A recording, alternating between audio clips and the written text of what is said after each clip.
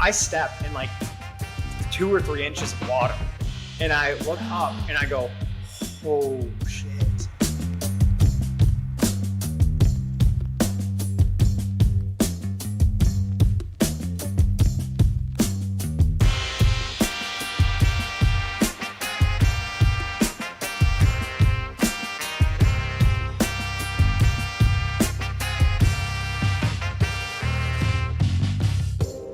Not too long. I mean, we've been doing this, like a couple months now? Seems like forever. Yeah. Well, right when we just about launched, I did a quick episode with D'Angelo Webster, who has practiced biopsy. Just you? Did you do it too? I was on there. Oh, yeah. You are the worst. I don't remember anything. Every memory is just me. Yeah. Well, we did one, but I think I took all the credit, or must have, on all the organization stuff, because right after we released that, I posted in the group, and then someone kind of reached out and was like, oh, this organization stuff you did was pretty cool. And yeah, you're welcome. Yeah, I know. And I think knowing me, I probably just took the credit. I was like, oh, thanks. Yeah, I worked really hard on that. Yeah. But then anyways, we had gotten to talking, and then that's when we were releasing our first episode, and he had mentioned, oh, I liked this episode. I'm going through a similar situation to you guys when you bought your practice. Yeah, when I in bought Newport my first a couple one. years after graduating. And so I figured, I was like, oh, you know what? It'd be fun to bring him on. He was probably on when we were like, there's a chance he was probably our first listener and only listener for a few weeks. So yeah. So we figured it would be cool just to bring him on to talk about his situation, kind of some of the same like parallels things that we've dealt with in our practice, and just kind of talk through it, and maybe kind of discuss some of the, maybe, I don't know if pitfalls is the right word, but just like realistic challenges, realistic expectations. Sometimes if you buy an office that, isn't doing $1 million a year and is a really well-oiled machine, but maybe like a cheaper office that's on the decline, or that, isn't producing, that much. All right. So yeah. This is definitely in our wheelhouse. I know, right? So Cory, thanks for coming on. Yeah, no, absolutely. I'm super excited to be on with you guys. Nice. So yeah, I think that's how we initially met. I think it was like something from Facebook Messenger on the organization stuff. And I mean, since then, didn't you just put in those tip out bins, didn't you, in your office? Yeah, on your post, I think it was, if you guys are interested in knowing how we save on overhead or how we save on supplies. Oh, yeah. And I was like, oh, I'd love to pick his brain. And then you sent what you organize your office with. And on that website, actually, they do a phenomenal job breaking it down. They have like a whole dental like sub tab or subcategory, and they basically just give you like, hey, here's 6 options, pick one. I'm like, okay. So I picked one, and it's amazing how much plastic can cost, but it's really helpful. I know. Yeah. That's one of those that, yeah, I mean, it's not inexpensive, but I feel like it helps so much with organizing that you're like, yeah, it's worth it. Yeah. Definitely. Yeah, I've only had it up for max 2 weeks, and it was a fun project for my team to do too, because they were super excited to organize things, because nothing worse than, hey, can you go grab that one tip or that one cement? And they're like, where is it? I'm like, I'm just holding the crown, just waiting, like, can we just please just get the cement? So it's nice to be more efficient. No, those are awesome. And I mean, we ended up putting some in our basement. Oh yeah. Here at our house, we organized all of my daughter's Barbie stuff in the tip out bin. So I can easily see how, and if you have any sons, right, girls too, that, if they love Legos, that would be perfect. Oh yeah. Oh yeah. I know. Yeah. The only thing is I'm like the complete opposite of handy, so there's 0% chance I could put that install in. it. Yeah. It was a little bit of a challenge. I ran into many pitfalls. I went to the hardware store 3 different times that day. I was losing my mind. I was FaceTiming my dad. I'm like, I'm so dumb. Why can't I get a plastic wall? And I finally got it, but it was I know. And those things have like pre-cut holes and everything. Like it's not too difficult. The video that they give is idiot proof. It's like, just slap it on there, and then it didn't go up as easy as they made it seem. And that's why we're dentists, right? Yes. Yeah. Well, yeah. So tell us a little bit about, because I know little bit about it, but I know that once you had graduated, you had worked in an office, were a partner there for a bit, and then you moved, correct me if I'm wrong, to like kind of like suburb of Detroit. Is that kind of where you're at now? Kind of, yep. So I am just south of Ann Arbor, where U of M's dental school is. So I'm about 10 minutes south of there. So Detroit's maybe 45 minutes away-ish. Okay, cool. Nice. Awesome. And when did you graduate? 2020, COVID. It was great. Oh, wow. Yeah, looking back, yeah, because you guys, though, it really was fine. But yeah, I was gonna say Okay. because it was what, like mid-March when that happened. So most of you guys were probably already done with requirements or close to. so actually, yeah, March 15th was a Saturday, and that was my national boards back when there was on patients and stuff, and then so Sunday was Group 2 at U of M. Well, we weren't aware if we were going to do it or if it was going to happen because of COVID. There was like the news articles of this thing coming, this disease or whatever, and Yeah. then they said, no, you guys are going to have your boards, and great. And then that Monday, the 17th, the world shut down, and I was Yeah. fortunate that I passed and everything, and I had all my requirements done, so I didn't really care. I was more just like, well, how long is this going to last for? My wife and I were like, oh, it'll take 2 weeks, 2.5 months, and then years later, we're still Yeah. dealing with this. But Yeah. Wow. Well, I'm Yeah, I sure. was I wonder if fortunate it those was board done. examiners to that day were like, because I don't know. At least when we took the reb, there was a little bit of a period between like when you take it versus when you would get like final results. At least for us. Yeah, essentially. So oh gosh, it's funny. I feel like I have a good memory until we have to recall these things. But I think it was the CD, whatever.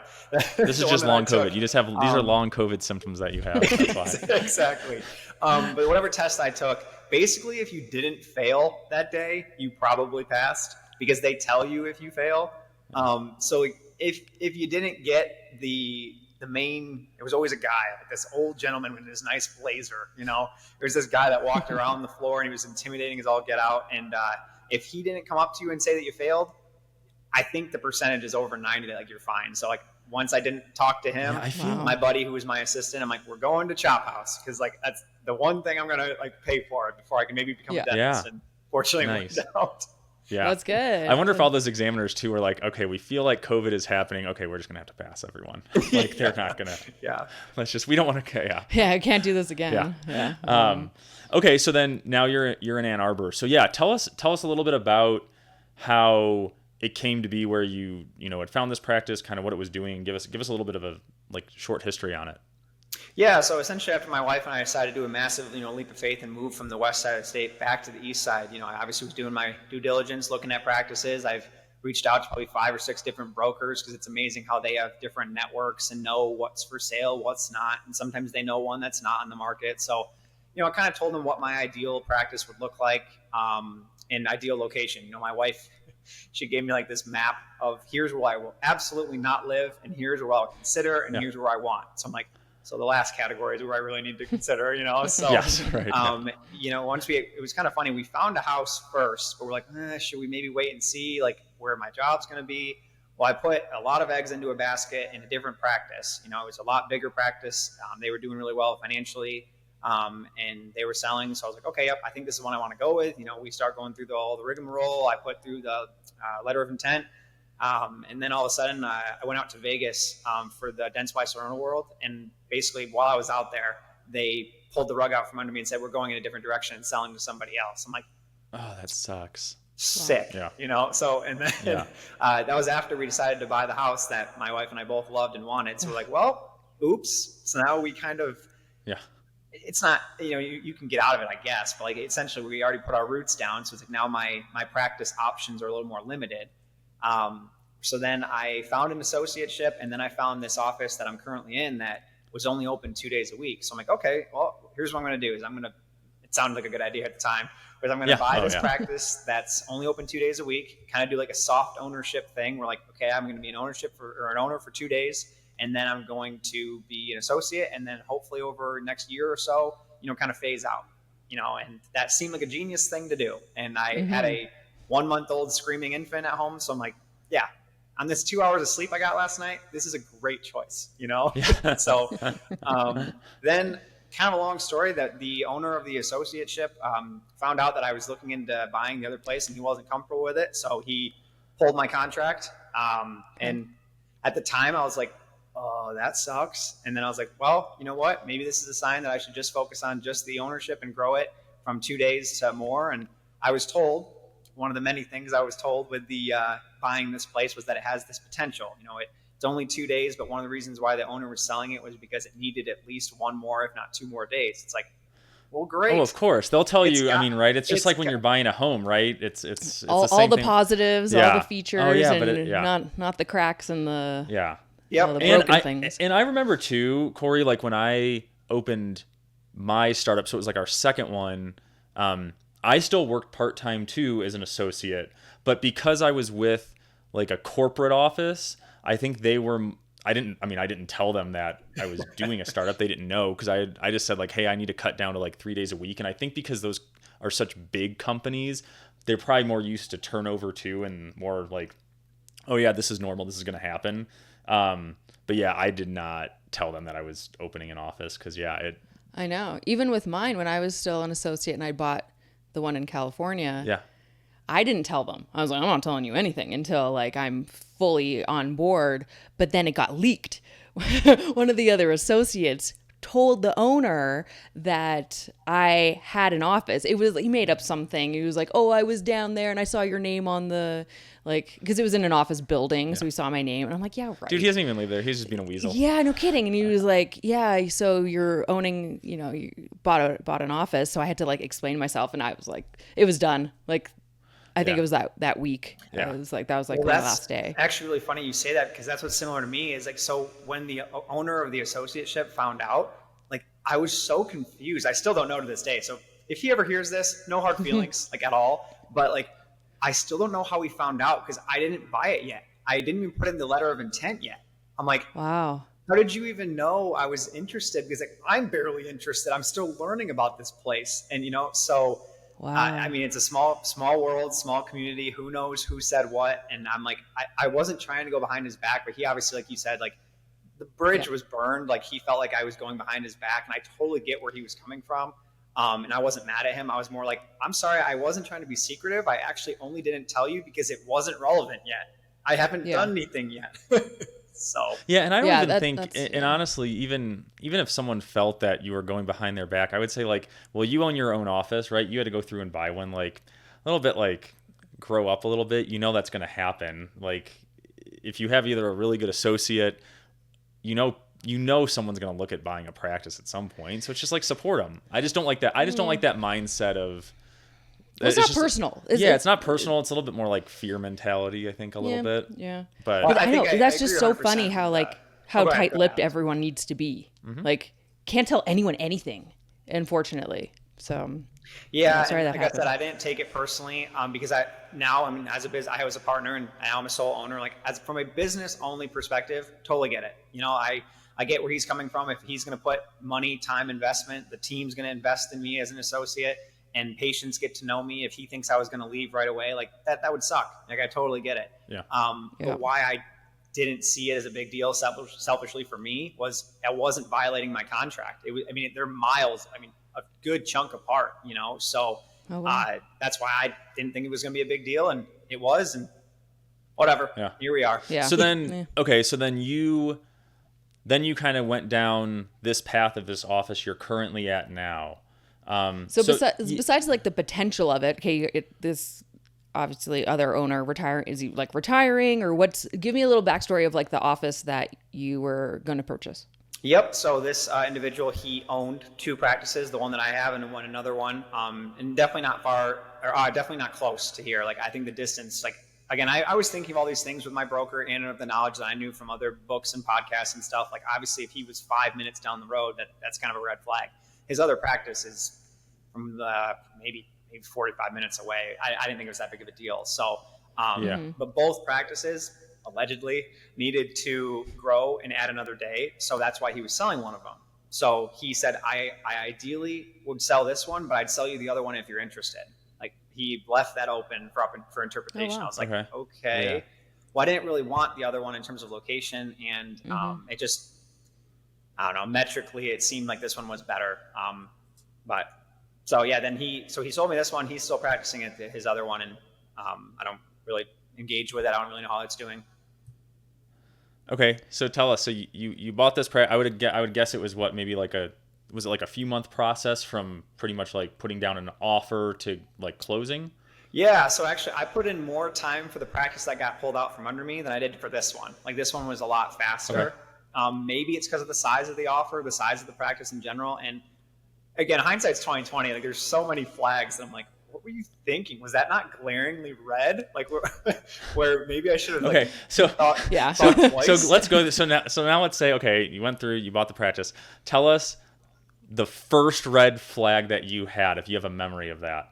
Oh, well, unfortunately, the first one was after I already did it. The ink is dry. The bank is signed off. I am in debt, you know? So I don't even know which one was first. Unfortunately, every day, like, just stuff happened. I don't know if it's a PG or PG-13 program, so we'll keep it PG, but just stuff happened where, like, first day, though, like, I walk in, I was told that the front desk person knows insurance. She knows what to do. She's got it figured out. And I'm like, oh, thank God. Because, like, I fix teeth for a living, guys. I don't deal with insurance.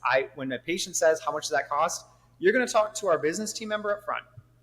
Yep. I don't know. Yep. You know? Okay. And yeah, I don't think she really barely even knew how to tie her shoes. So she didn't know anything dental, like anything dental. So I was like, this is bad.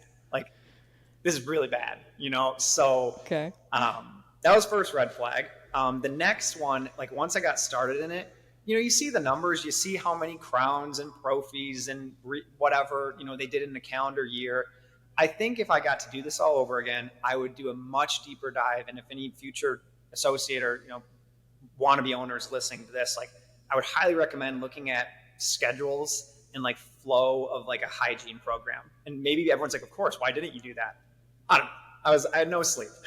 Yeah, and I mean, But- you don't know what you don't know, too. 'cause And, like, yeah. you know, it's, yeah. Because, like, what was the size of this practice? So it was open 2 days a week. Were there hygienists? Was it like a pretty jam-packed schedule as far as, like, those 2 days? Or Yeah, for what kind of those 2 numbers were you days, looking at? They were busy on the doctor's side, but then he had most of his hygiene actually on the third day when he wasn't there. The hygiene was there without him, which it's so dumb. Like, I should their hygiene. Don't recall worry about it. system, We've all made these mistakes. like, didn't exist. And I came from a very healthy, very vibrant practice on the west side of the state where, like, our hygiene recall percentage, like, no one left without making their next appointment, like, ever. Yep. You know, where I thought that was normal. I thought every practice ran that way. Duh. You know, like, when you go to the dentist, or, you know, if you went, you make your next appointment. And no, this one was just kind of, yep, all right, thanks for coming today. Well, when are they coming back? Oh, yeah, sometimes they call. They'll call us. Yeah, What do they'll you let us mean? know. Like, Yeah. there needs to be, like, a flow, you know? So Yeah. those two were the biggest initial red flags where I'm like, okay, I have a lot of work to do. Okay, so is that office kind of a newer office, or is this an office that's over 10 years old? What's Yeah, so What kind- essentially the what's- dentist himself, sorry. I don't know his exact age, but he's at least in his 50s for sure. And then the practice itself actually started, I think, in 2020, late 2020, early 21. So it's definitely not been here long, but it's had some years, and each year that I obviously looked at all the numbers, you know, the potential was there, the growth was there, you know, and there was expanding, and that's basically the numbers that my broker presented me. And they're like, yeah, it's growing, and it needs to grow even more. You know, it needs to add at least another day or two. So that's where I kind of got sucked into the potential of, like, look at this. And he didn't do a lot of the stuff that I do. Like, he did bare bones, like, normal, like, bread and butter dentistry, which is fine. But only 2 days a week, he referred out any pediatric patient, period. And I like to see kids. Like, he didn't do, you know, implants or nothing. So I was like, okay, I mean, I can grow this. And that's what I kind of got sold on, was like, the potential's great. Yeah. So Yeah, that makes sense. I mean, because even if we go back when you bought the practice in California, he was 3 days, right? Yeah, 3, 4, 3.5, 3 or like something. slow days, yeah. Yeah, but same thing. It was, oh, you know, it's declining, but it's because he's getting older, has health issues. Like, if you just had a young dentist come in with some energy, like, you could just turn it around really fast, right? And it'd be so easy. And I think that's an easy thing to get suckered into. Well, it's good. Like, that still works. Yeah. It's just the amount of work you need to put in is, like, the big issue. It's, like, all the other problems I think and that's stuff the also piece associated with yeah, it. I mean, if we're being honest too, like, I love the broker we worked with when we partnered with the DSO, but I mean, they do get paid when they close deals. So, I mean, you know, there is a little bit of a conflict of interest to make something look a little bit better, because then it's not really their long-term issue, right? You inherit Well, that. yeah, it's not tied into like your success at all. Yes. Yeah. I think that's actually a theme that I would tie this whole episode into, actually. And my whole purchase was, we'll call them empty promises, or I was told XYZ by, umpteen different people. I've got a lot of stories where like they told me this, I was promised that, and none of it either came true weeks later, or like it just was never followed through appropriately, which has made the first quarter of my ownership of this place like every day is a bit of a slog. But we're getting there. So wait, yeah. So when did you close on the office? Closed on December 6th. First day here as an owner was December 9th, which is that Friday to the Monday. Oh crap. Yeah. So that's why you said, you're new. Yeah, very new. So what's okay, so it's hard to say like, oh yeah, I've been able to grow it so much, right? It's been 3 months, but compared to what the practice was doing, do you feel like you're on pace to do what the practice was doing in terms of production? So that's what's funny is like, if you get me off of my dramatic soapbox, we're doing really well. I'm definitely a go-getter. I love being busy, but I also want to create a culture where my team isn't, sweating at the end of the day. But we are doing well production-wise. What's tough is I was told that, oh yeah, you'll definitely be credentialed within no time. And I told my broker, I don't want to be too far behind the 8 ball. Well, one of the things I was scrambling on today was one of the main insurances I'm trying to get credentialed with said, oh, by the way, there's been an issue with your paperwork, and if you don't get it fixed by the 10th, which is Monday, you'll be discontinued. I'm like, awesome.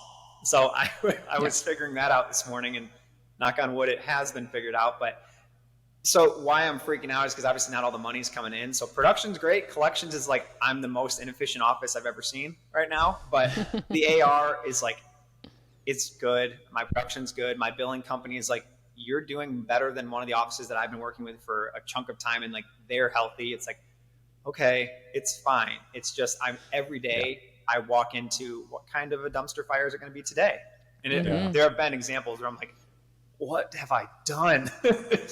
So the fires don't go away as an owner. It's just a different fire. No, and I just realized I just need more extinguishers around the office, literally and figuratively. So no, absolutely. That's funny. I mean, and I think for me, I've always had the issue of like, if one thing goes wrong or it's some big thing, then I'll make it into this big thing where now everything is going to go bad. Whereas I think Alex is always a little bit better of like being able to take a step back and say like, okay, look, are we still doing pretty well? Yeah, the numbers are still pretty good. Like, yeah, this sucks, but if this one thing killed everyone, then like everyone would have failed, right? So it's like you just kind of have to get through that shit. Yeah, I kind of take a step back and put it into like priorities and like steps. I just break everything down, and it's like, okay, what can we tackle today? Like, what are the things versus like sometimes you might spiral and be like, oh, there's so many fast. Things, and I'm like, an Eric. I'm an Eric for sure, because finally, my mom, who's an absolute rock in my life, she basically told me, she goes, all right, Cory, you need to stop like spiraling down this negative staircase. She goes, what went well today? I don't care if there were 13 negatives and 1 positive. What was the 1 positive? And every day I can look at what went well today. And I think that's the mindset that I need to enact, because like you said, you keep getting better. Has it killed anybody? No. And December 9th to March 7th, this is completely different practice. Not only is it rebranded, not only have we added some team members, not only is production looking fine and dandy, it just culturally, flow, patients notice it. That's the good thing, is like our Google reviews are doing great. People are like, you are so much like, you take the time to listen to me compared to previous things. And I was like, yeah, of course. So like we're getting positive feedback, which is why I wanted to go off on my own. And as you guys know, as owners and doing a startup and everything, like that's why you do this, is you get that positive feedback. Now the one negative Google review, I'm like, Eric can spiral down the staircase again. But it's like, the positives, and like when someone smiles at you and says that was the best dental appointment I've had, you're like, okay, I made an impact. I'm doing today. something right. Yeah. The fire I put out this morning, it's fine. I made an impact today. So. Oh, that's good. Yeah. Awesome. Well, I thought maybe we could go over a couple questions. So it's kind of like a game, but you can answer these based on if you would take this advice or not. So it says good advice or bad advice for buying a practice. So is this good advice or bad advice? Don't change any systems or staff within the first year. That's funny. Because I read during my process of looking at researching these practices, I read all the startup books. I read all the what to do to buy a dental practice. Literally in the desk that's where I'm sitting at right now, there's the like buying a dental practice 101 or whatever book that is. And in it says, don't change anything for X months. And I was like, oh, yep, that seems like a great idea. I didn't follow that at all. I changed things instantly. I'm like, I'm sorry. Because when you join day one and you just look at this glaring inefficiency, you're like, this policy or lack thereof sucks. So I hate to say, like, I will try and be decisive for your questions. I would say it depends, but primarily for my circumstance, absolutely it's bad advice because it had to change. And the employees would say the same thing because they were ready to jump ship too, and then they saw me change some things that they wanted changed, and they're happier for it. So it's a case by case basis. If Eric said at the beginning, if I buy a practice that's just kicking butt and like doing over $1 million and like the team created that system, maybe don't change that. But if you buy a place that needs an overhaul, like, what are we waiting for? You know? Yeah, just rip the Band-Aid off because it's going to happen at some point. Yeah. So, yeah, I mean, what did you do, Alex, with? I was told the same thing. Don't change anything. Don't change staff. And I mean, the office was there for, the same people were there for 30 some years, but they weren't efficient. They weren't adding to a good system. So it was kind of the opposite. And it was like, do you keep these people around? And they say, oh, keep them around or else you'll lose your patients because, blah, blah, blah. And I did. I kept them around, and it was such a big mistake. Well, yeah, I mean, like we said before, Alex. I mean, she had a hygienist that would take X-rays after cleaning the patient's teeth. So then she was always like, "Oh yeah, everyone's teeth are healthy," and it's like, "Well, yeah, you didn't like diagnose before you cleaned. So how did you know if they were a prophy or SRP?" So it's like systems like that where you're like, there's no actual perio program here because it's set up in a way to not allow for a perio program because you're doing things after the fact. Yeah. So, I mean, I think at first it was like, oh yeah, let's not rock the boat. Let's not rock the boat. And it's like, I think you just have to, like you said, you kind of have to have that short-term discomfort for the, long-term, success of it. And it's just like, rip that Band-Aid off and just do it and whatever. So. Yeah, I think, if you buy a practice, you also bought that old culture. Well, if the dentist retired or is selling for the same circumstances as me because they have something else, in the pipeline, whatever, well, that culture stays with those employees. Well, that doesn't mean those people can't be great or aren't great for somebody else. That doesn't mean that for myself, for Eric, for you, that like it's going to jive well, doesn't mean that they're a bad hygienist, bad assistant, but they might be bad for me, in the flow we're trying to create. But obviously as a new owner of any practice, whether it's a startup or buying an old one, you already have enough stress. So it's like now add the HR onto it. It's like, do you want to fire somebody if you don't have someone to replace them? Yeah. Yeah, definitely. That part's the toughest. All right, next one. Good advice or bad advice? Try to meet the staff before you sign on the dotted line. Oh, well, for me, great advice. Great advice. Maybe even interview them and be like, hey, what do you know? What don't you know? Yes, absolutely. I mean, were you able to do that beforehand or no? Yep. So actually, a little bit more backstory on it is I met them all. And in the, like how in the contracts you put like, obviously you're buying the goodwill, you're buying, all these gadgets and toys. And then they might say like, in the sale, the original doctor is going to take this pan machine or whatever, you put that in the exclusions, right? Mm-hmm. Yep. Well, it was kind of funny. One of the employees, that's the only thing that was in the exclusion, was he was going to take one of the old employees. And originally it wasn't a red flag. It was more like I was told, he acknowledged it. Thanks for being upfront. I mean, he had to be legally, but still. And then I was told that, this person will do what she does. We've been training her for this long. Sounds great. Until I realized that sometimes some people can't be trained certain things, put it that way. Yeah. And then it's kind of funny how things work out, but I end up getting that employee back. But and letting go really? of the person that doesn't know a whole lot. So, yeah, so it worked out. Well, yeah. It was one of those things that I should have. Yes, I met them, but I should have also asked more questions. Like, hey, what do you like about the practice? What don't you like? I didn't, I guess, take them out to lunch or dinner and be like, hey, tell me a little bit more about this place. Tell me about this community. Tell me about the patients and their expectations and what makes a patient come back. Or, yeah, I should have asked different questions. Like I said, I don't regret leaving the practice that I did. I don't regret making the move. But like you said, you don't know what you don't know. But if I could do it over again, like, man, I could have done this like infinitely smarter, But, oh well. Yeah. Well, it's hard. At least you were able to meet them beforehand. We've had situations where you can't meet the staff before, like, you are closed on the this one's practice. always tough. Like, I always have opinions on this, so it just depends on what side you're on, right? If Yeah. I'm on Cory's side, I'm going to say I need to meet the staff before because I want to know what you're going into. and I want to have that chance to talk to people that aren't the owner who's definitely financially benefiting from me selling, to see, is there anything that is like such a red flag that it's like, oh, I would back out, right? And that's what we kind of were going through with when we partnered with the DSO. Is, myself, I was overly freaking out about them meeting the staff before. Well, because as the seller, you don't want to. No, because you never know. Like, it's not Yeah. like we had anything we were hiding, and I don't think the team would have said anything terrible. But my concern is that I don't have money in the bank account yet. There's not anything finally signed. And let's say they meet the team. Now it's out in the open. Now everyone knows I can't hide it anymore. And let's say the DSO like has funding issues, or they can't close on a deal, or they change their mind. Mm-hmm.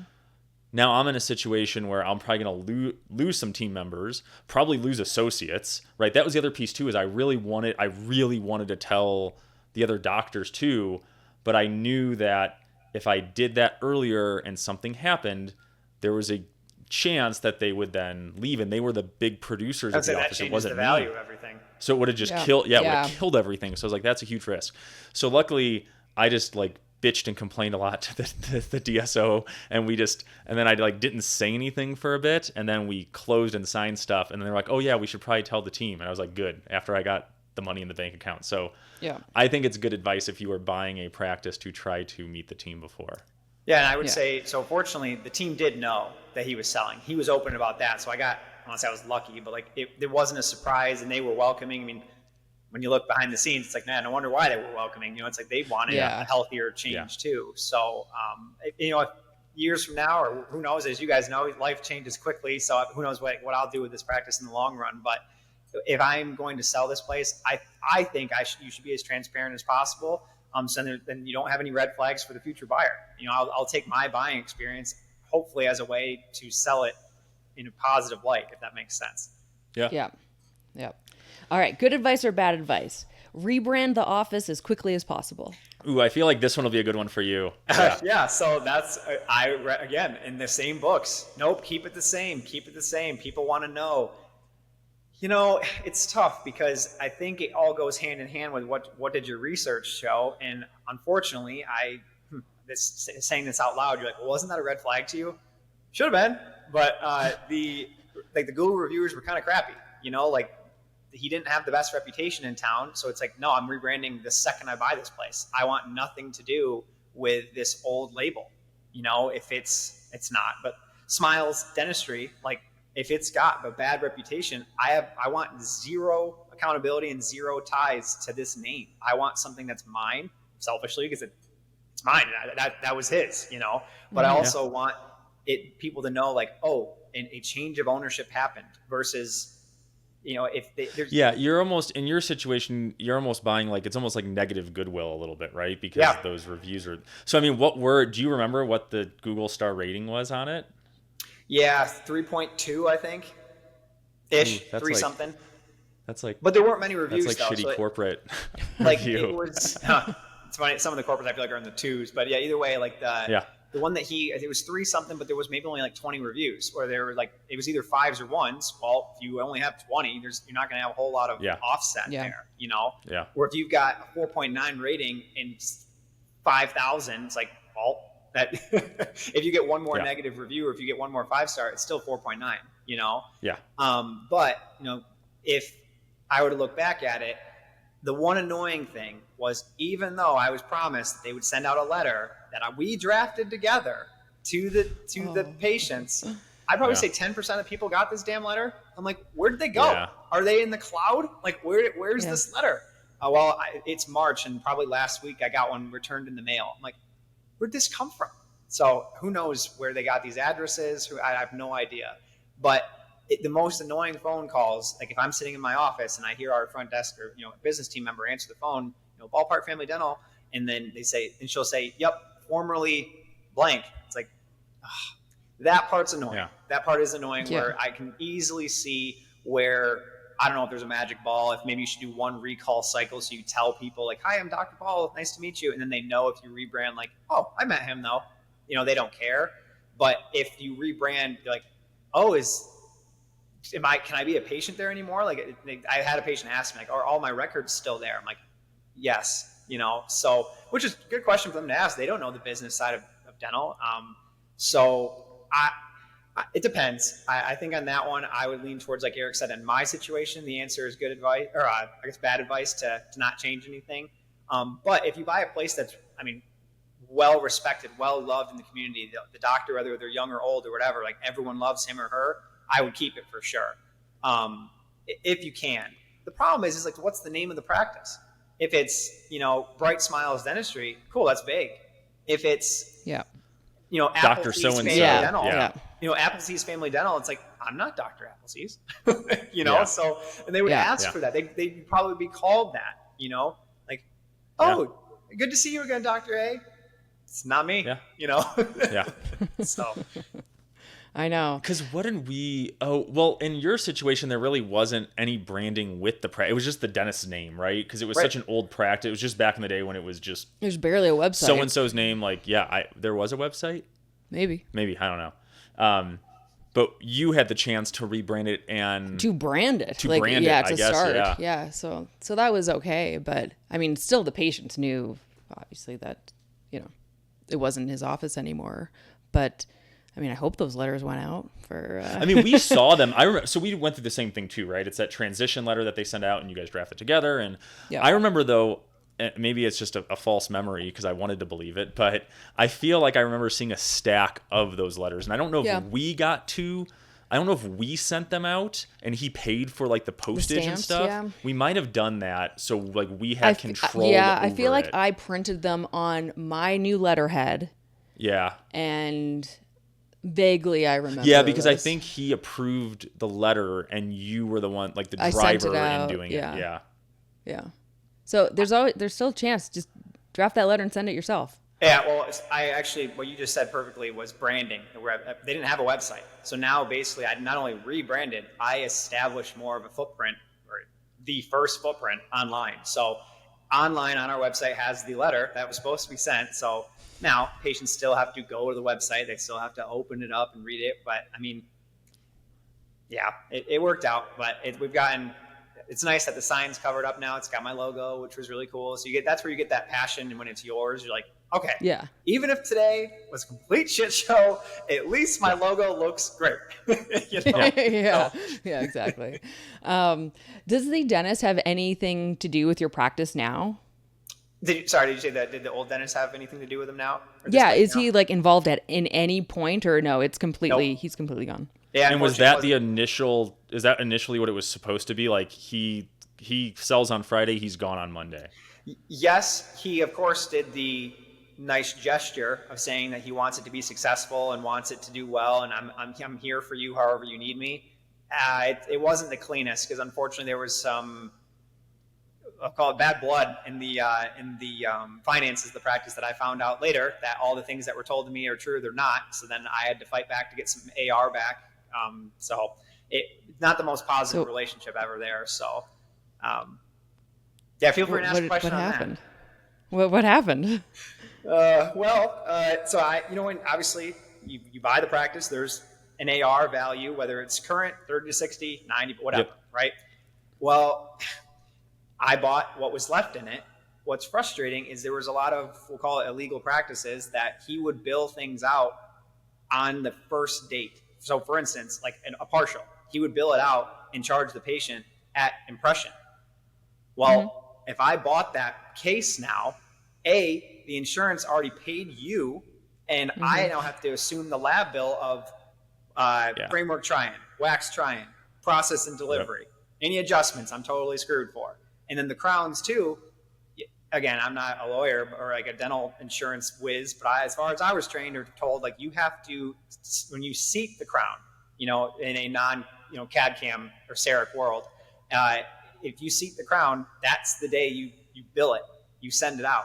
Where I'm taking over a lot of these cases that are in the AR, but like they're not. He was already paid for it. The insurance is never going to pay me. So when I found out all these cases, it's like, oh, no. I already am eating the lab bill for something I'm never going to get paid for.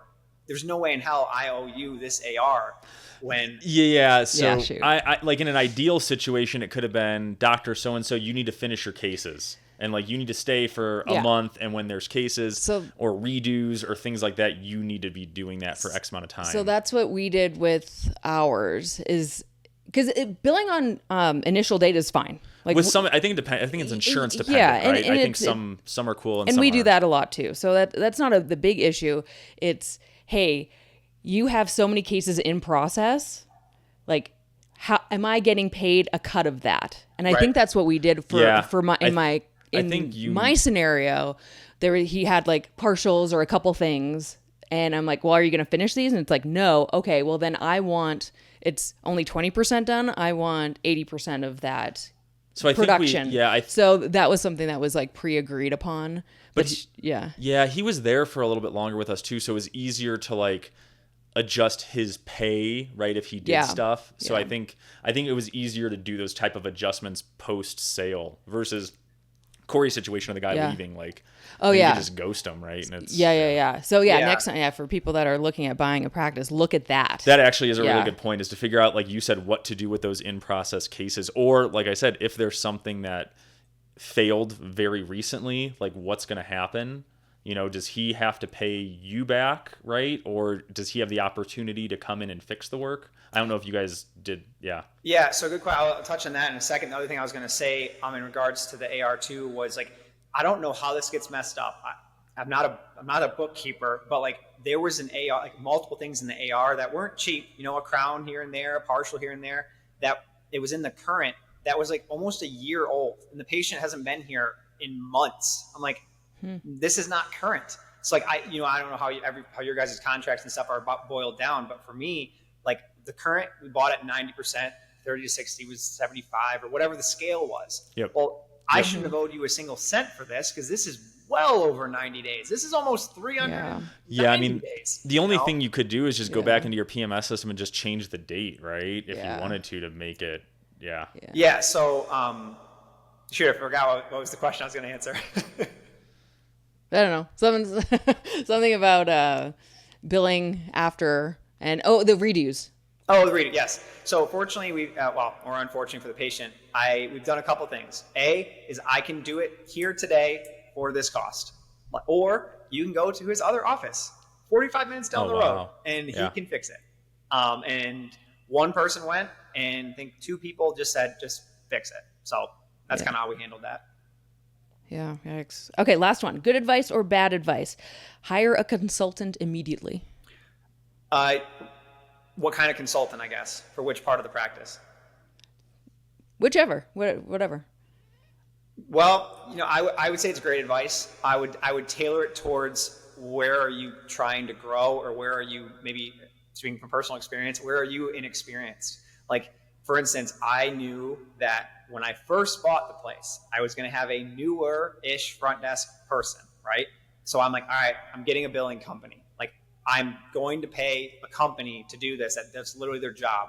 And I will gladly pay that bill while this person and I kind of get in touch with what she does or doesn't know.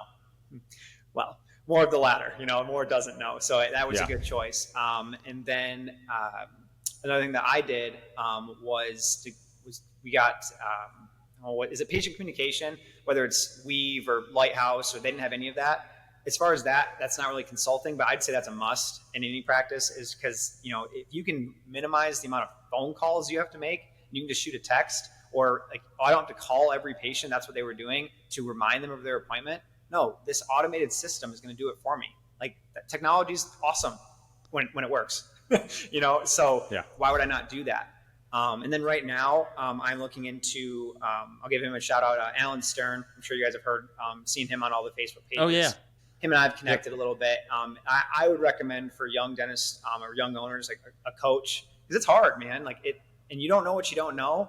And I've been very fortunate that he gave me his story. Your guys' podcast was fortunately free, so I got to listen to your experience. But it's nice knowing other people have survived this stuff. You're like, oh my gosh, my life's over. Like I'm going to have to, declare bankruptcy, and you just go crazy because you're like, money's not coming in yet. I haven't paid myself in X weeks, X months, whatever.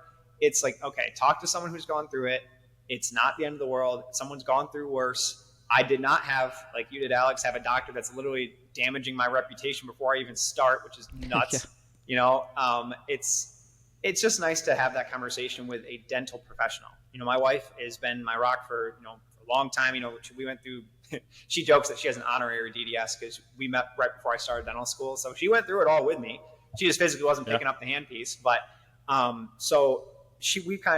we know that she can't give me solutions. She can be a soundboard. She can hear me just bitch to Kingdom Coming back, but she can't fix my problems. She can ask, well, can't you do this? But then I get frustrated where it's like, no, obviously not.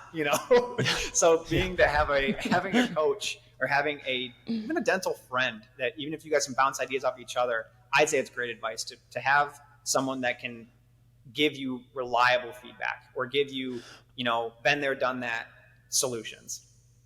And I mean, I think that's what benefited us because we never really had, and I learned, and this was more ignorance on my part, and someone, I think on some Facebook group corrected me. I think I posted something stupid about I wouldn't get a consultant or whatever, and it was someone who was a coach, and they did do a very good job of explaining they felt the differences between a coach who's just kind of, like you said, someone who's been through it, who's more of a soundboard, who can help with some solutions, versus a consultant who might say, run this campaign, you'll get 10 times more new patients through the door, right? So I think there's a difference between a coach and a consultant, which I kind of learned about.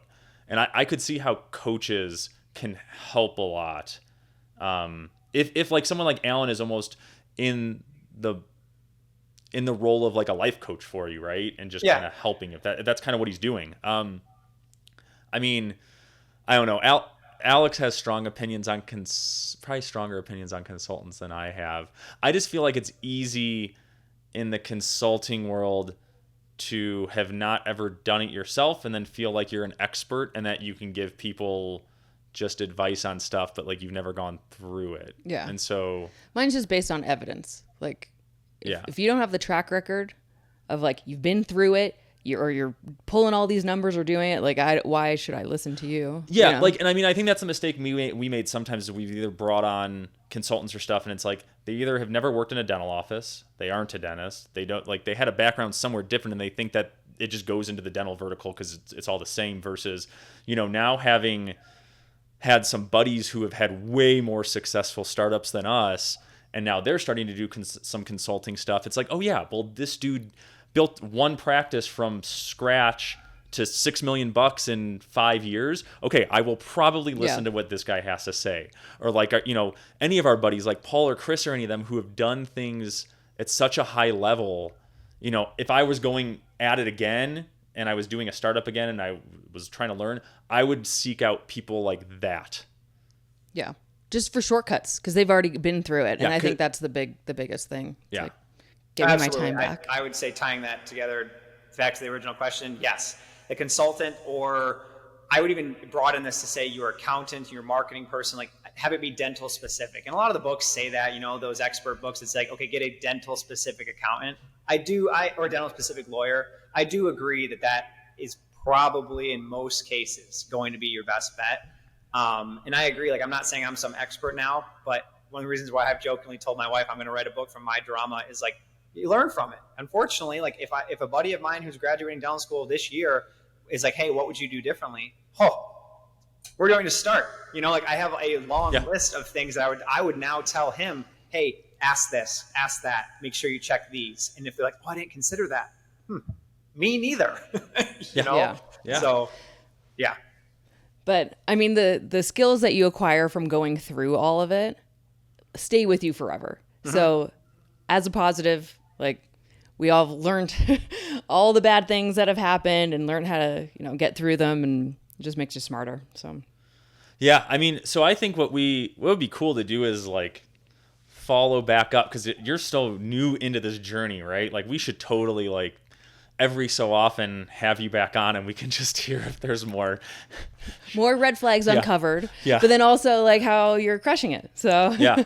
Yeah, like I said, once that insurance drama gets, the credentialing gets taken care of, and then the AR starts like becoming actually received, will be nice. I just all the craziness that I've had, like each day I jokingly say like, holy cow, like, is this just me? Like, this cannot be normal, But then you hear other stories, you're like, okay, maybe it is normal. But like some of the examples, I don't know if you want me to give a couple of crazy stories or if we have time, but they are like, Oh yeah, finish us up with a couple current ones. Yeah.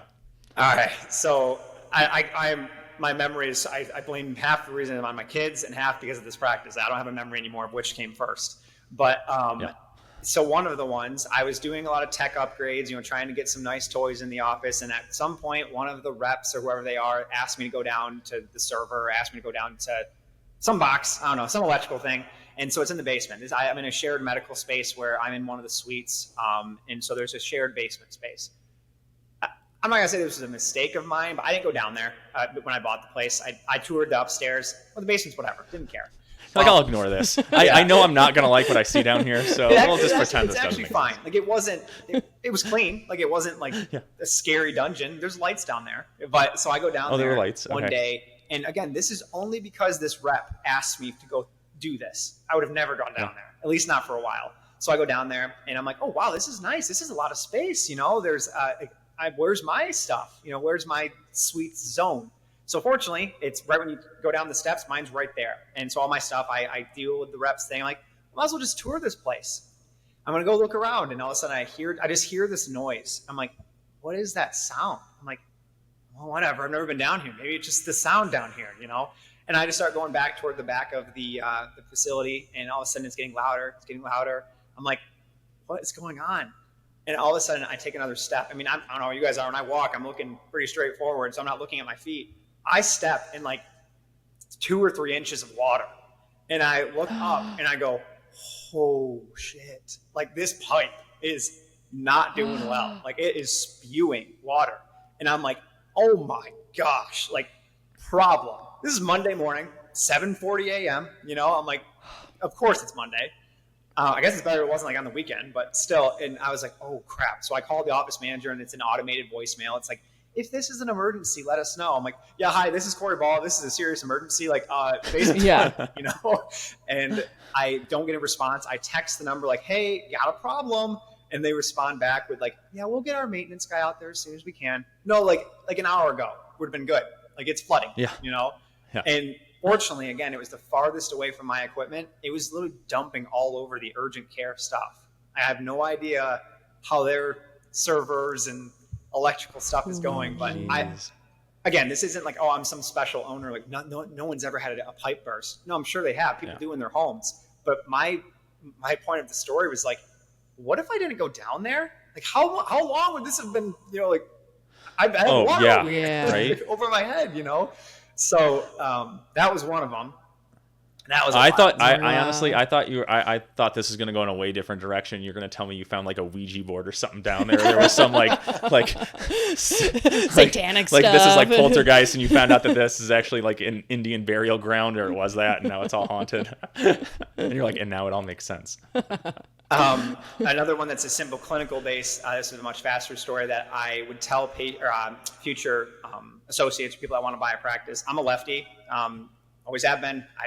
I had mentors in my life joke with me that, you should go back to dental school and do it the right way. It's so funny, But the first thing I asked when I looked at the practice was, are these chairs reversible, or are they compatible, lefty compatible?